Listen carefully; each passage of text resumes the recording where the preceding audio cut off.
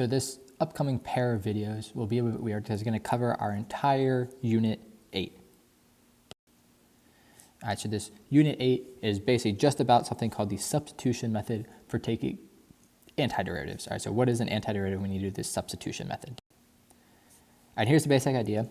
All right, earlier in the year, we learned the chain rule for derivatives. So we're taking the derivative of one function inside of another. All right, we take the derivative of the outside function, but leave the function on the inside. And then we multiply by its derivative. All right, what we're about to do, the substitution method, is just a way to reverse the chain rule process.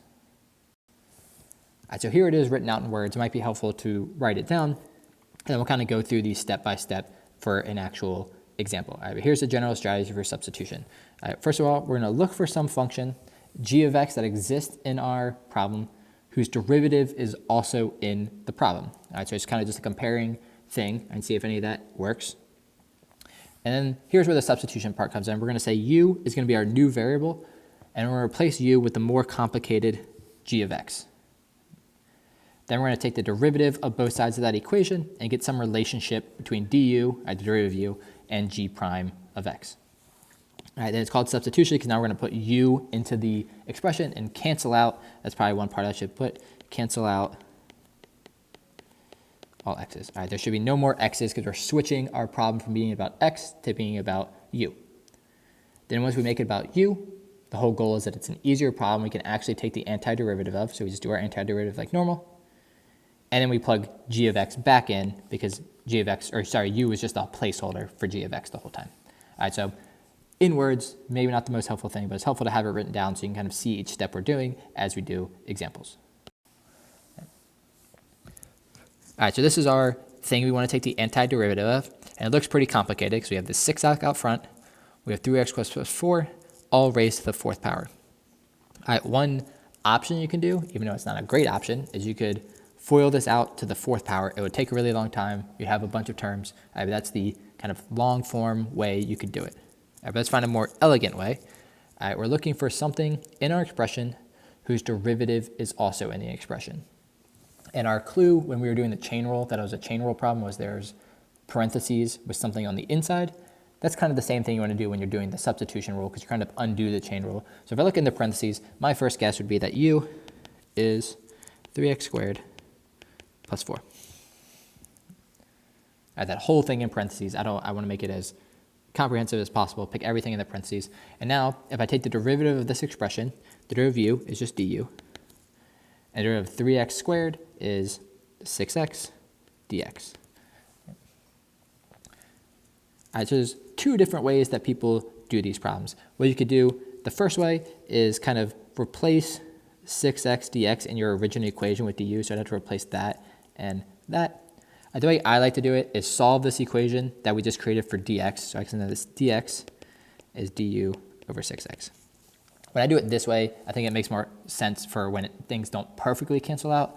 But what it's going to look like now, right, 6x, 3x squared plus 4 is u. That's being raised to the 4th power.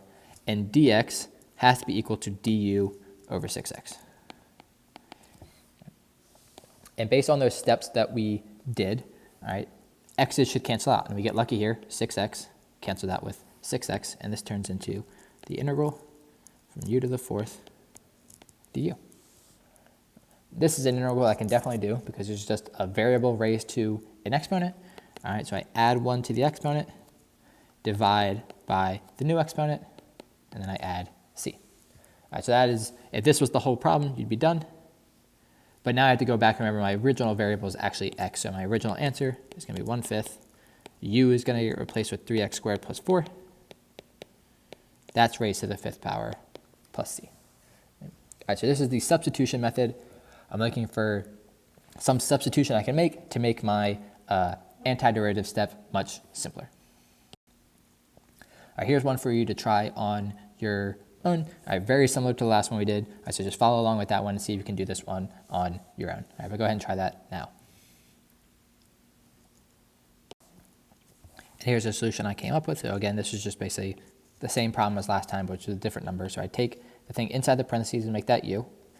Taking the derivative of u is du. Derivative of x cubed is 3x squared dx. Right, then minus 3 just goes away because it's a constant. I divide by 3x squared, so I get dx by itself, and I can plug that in here. All right, so now x squared minus 3 gets replaced with u, and dx gets replaced with the thing it's equal to, du over 3x squared.